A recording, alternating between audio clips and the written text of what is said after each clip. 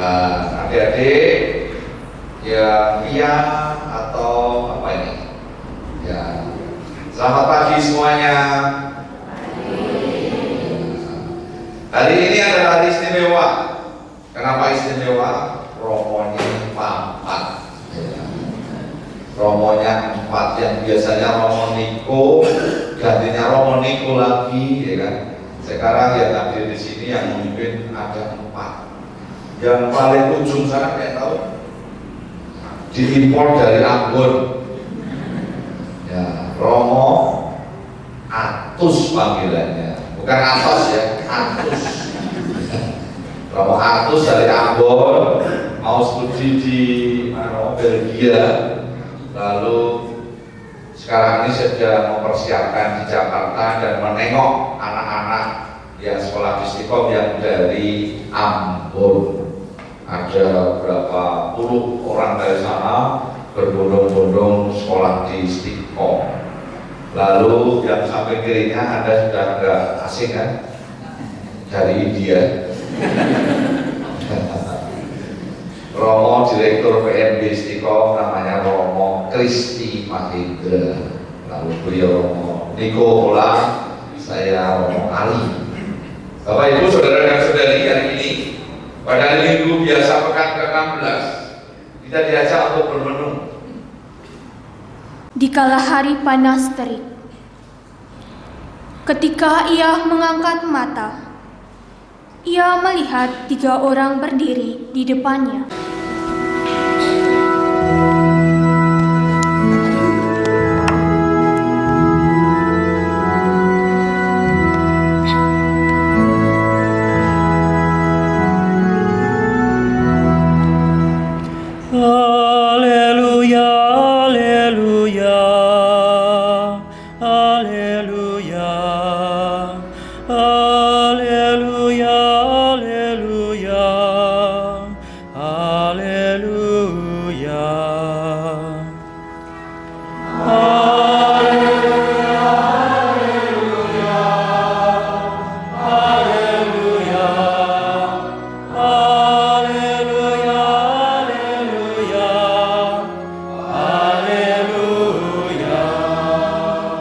Berbahagialah orang yang menyimpan sabda Allah dalam hati yang baik dan menghasilkan buah dalam ketekunan. Haleluya, haleluya, haleluya.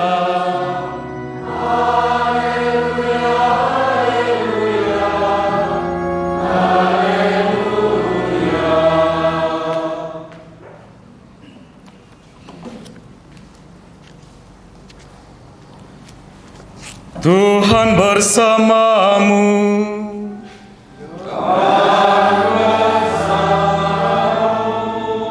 Inilah Injil Yesus Kristus menurut Lukas.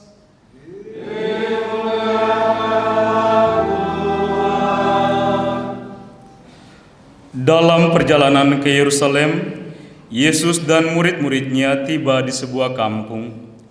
Seorang wanita bernama Marta menerima dia di rumahnya. Wanita itu Para Romo, para suster, Bapak Ibu, saudara-saudara yang terkasih, teman-teman orang muda, selamat pagi. Berkah dalam. Dalam bacaan Injil yang baru saja kita dengar, ada 2 figur yang ditonjolkan dalam perikop ini. Siapa? Maria dan Marta. Kalau di Banyumas namanya ganti, Mario dan Marto. Jadi kalau misalkan dulu saya di Jakarta namanya Maria, lalu pindah ke Purwokerto jadi Mario katanya. Ada 2 figur yang mempunyai karakter yang berbeda, di mana Marta adalah orang yang sibuk, sedangkan Maria adalah orang yang mempunyai waktu hening, sehingga dia bisa mendengarkan Yesus ketika dia hadir ke rumah. Saya ingin bertanya kepada teman-teman mahasiswa, Bapak Ibu umat Banyumas, kecuali suster, saya tidak akan tanya. Tapi saya akan tanya ke Bapak Ibu. Kita mau main hitung-hitungan waktu. Satu hari ada berapa jam, Bapak Ibu? Berapa? 24 jam ya. Romatus di Ambon berapa jam sehari? Oh, bukan 25 jam. 24 jam. Sekarang Bapak Ibu, teman-teman mahasiswa tidur malam sehari berapa jam? Berapa? 7 jam ya. Kecuali yang lagi skripsi. Biasanya kalau lagi skripsi itu tidurnya singkat. Karena harus ngelembur-ngelembur.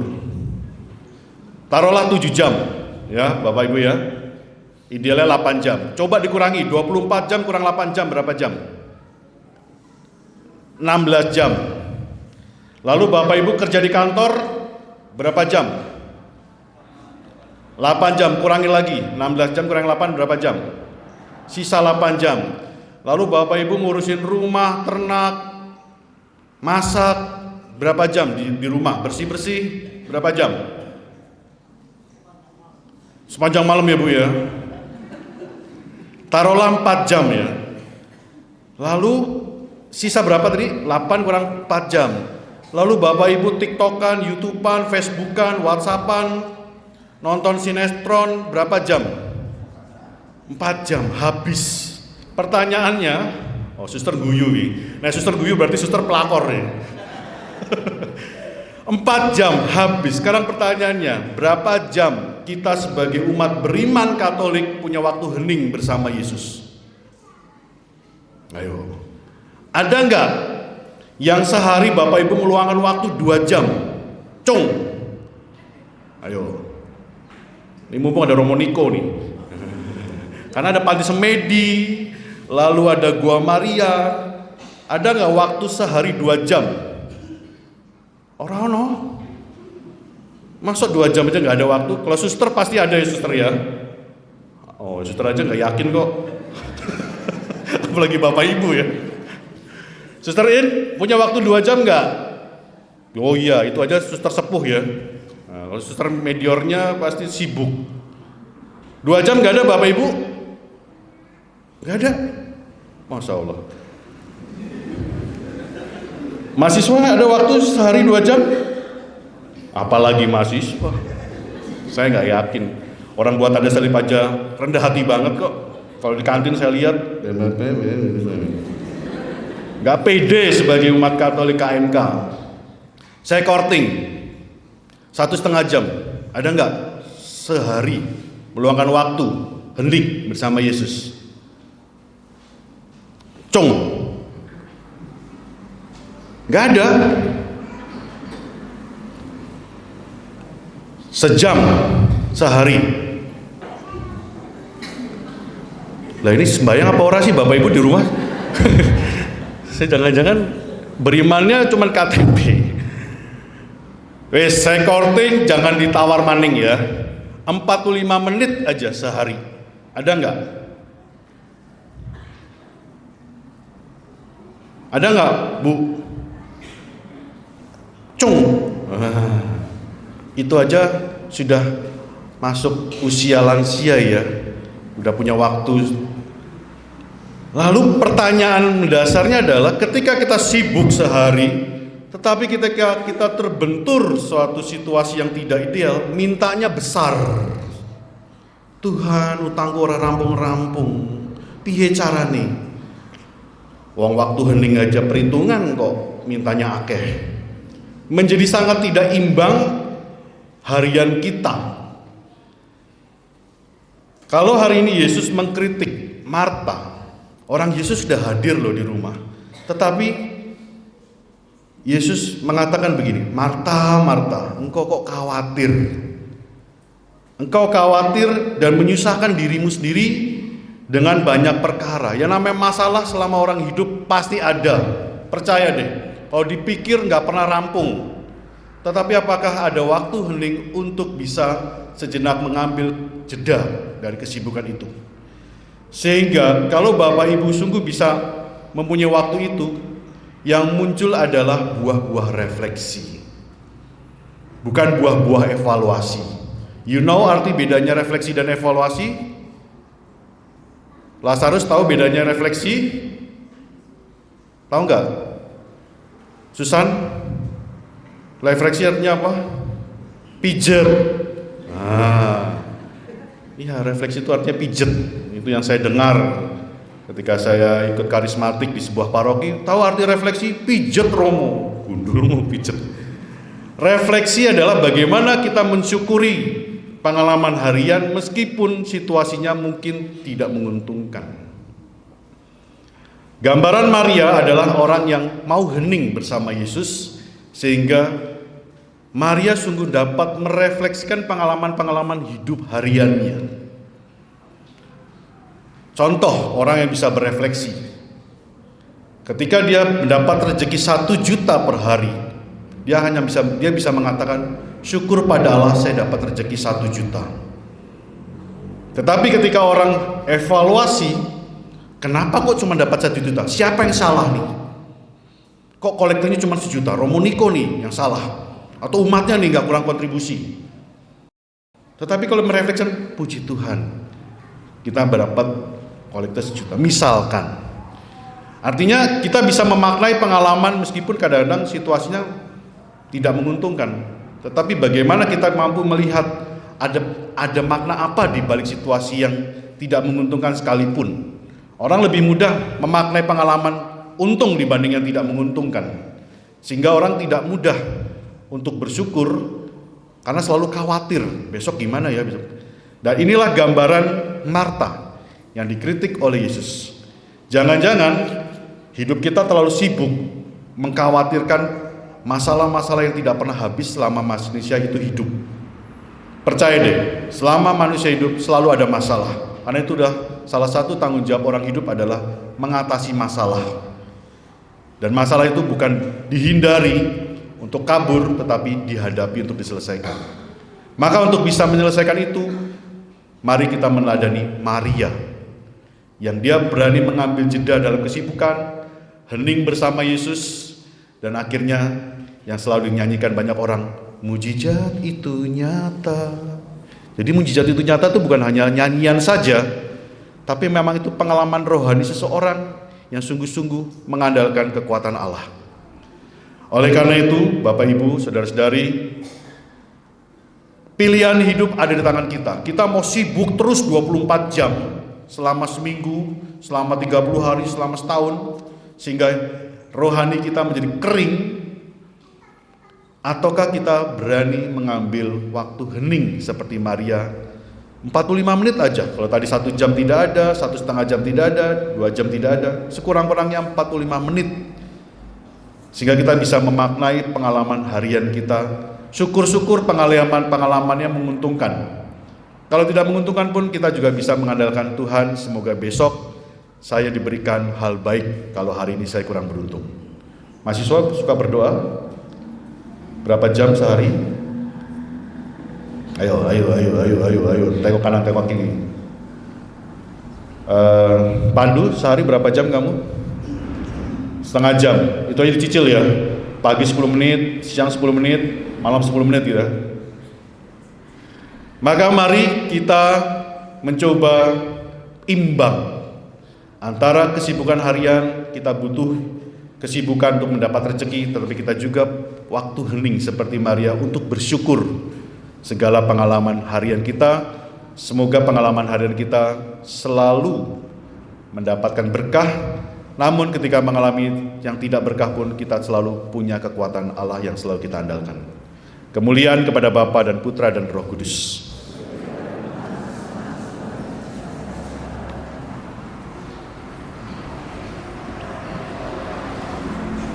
Setelah dikuatkan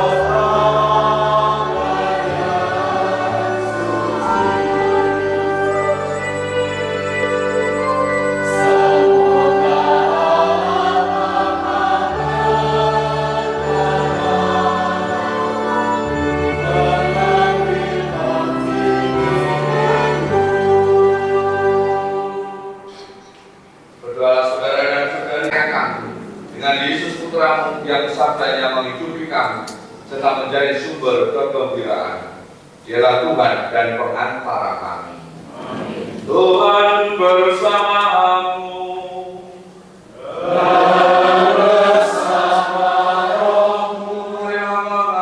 Ketika dia diserahkan untuk menanggung sengsara dengan rela, dia mengambil roti dan sambil mengucap syukur, dia memecah-pecahkan, lalu memberikannya kepada murid-muridnya seraya berkata, "Terimalah dan makanlah kamu semua, inilah tubuhku yang diserahkan bagimu."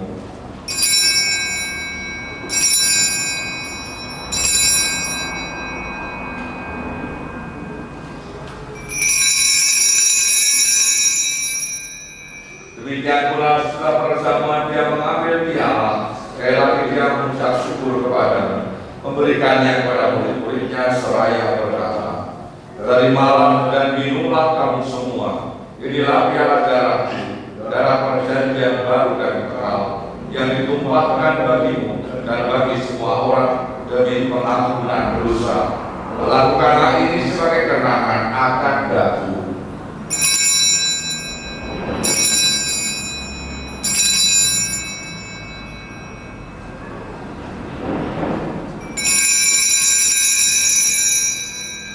Kami, Leo ke-14, dan uskup kami, Kristoforus, serta semua rohaniwan.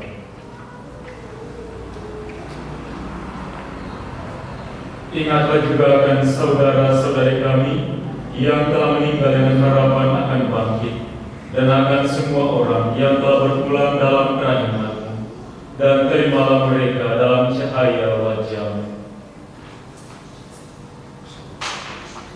Kami mohon kasihanilah kami semua agar kami kau terima dalam kebahagiaan abadi bersama Santa Perawan Maria Bunda Allah, Santo Yosef mempelainya, para rasul dan semua orang kudus sepanjang masa yang hidupnya berkenan kepadamu. Semoga kami berdoa perkenankan terus serta memuji dan memuliakan Dikau dengan pengantaran Yesus Kristus Putramu. Dengan pengantaran Dia bersama Dia dan dalam Dia, bagi malam Bapa yang Maha Kuasa, dalam persekutuan dengan Roh Kudus, segala hormat dan kemuliaan sepanjang segala masa.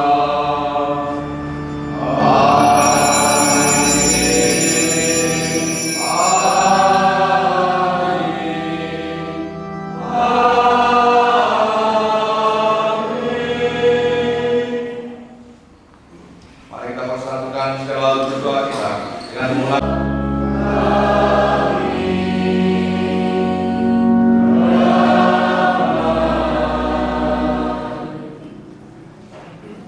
Saudara dan saudariku, lihatlah dan pandanglah. Inilah Kristus, Anak Domba Allah, Dia yang menghapus dosa-dosa dunia. Berbahagialah kita semua yang diundang masuk ke dalam perjamuan Anak Domba.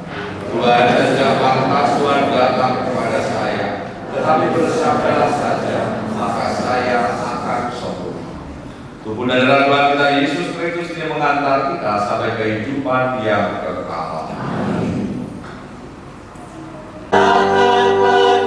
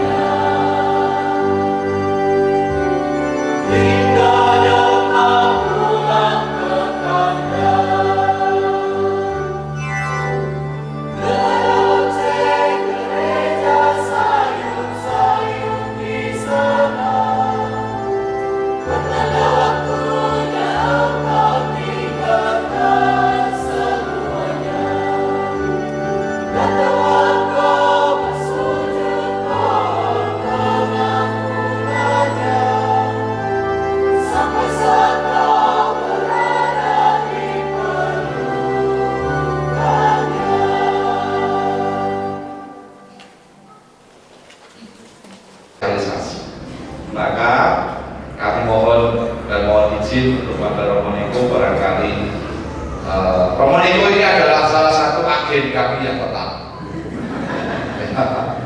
Dari tempatnya Romo Niko selalu mengirim anak-anaknya studi di tempat kami, dan kami hargai itu sebagai satu kesempatan kami mempersiapkan masa depan bagi anak-anak kami.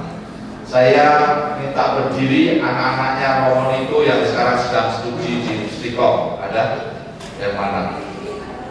Satu, yang mau masuk, ada lagi? Iya, dua, ada lagi? Ya. Ada yang lain mau pulang libur? Ada yang mau masuk Istiqom berdiri? Gak ada satupun. Ya, silakan, saya ingin mendengar dari satu kata dari Romo Kristi dulu. Kata ya. Satu kata saja, nggak usah panjang-panjang. Peluang. Peluang, ya. Peluang, silakan ditafsirkan sendiri. Istiqom dihubungkan dengan peluang. Kris. Malah tertawa. Tertawa, cukup ya satu kata. Tertawa, apa Kris? Kekeluargaan, pokok, peluang, kekeluargaan, kenyamanan, itu yang mereka alami di Istiqom dan membuat mereka menjadi orang-orang seperti ini sekarang. Tepuk tangan untuk mereka. Silakan. Terima kasih Romo Kristi, Kris dan Koko dan teman-teman semua.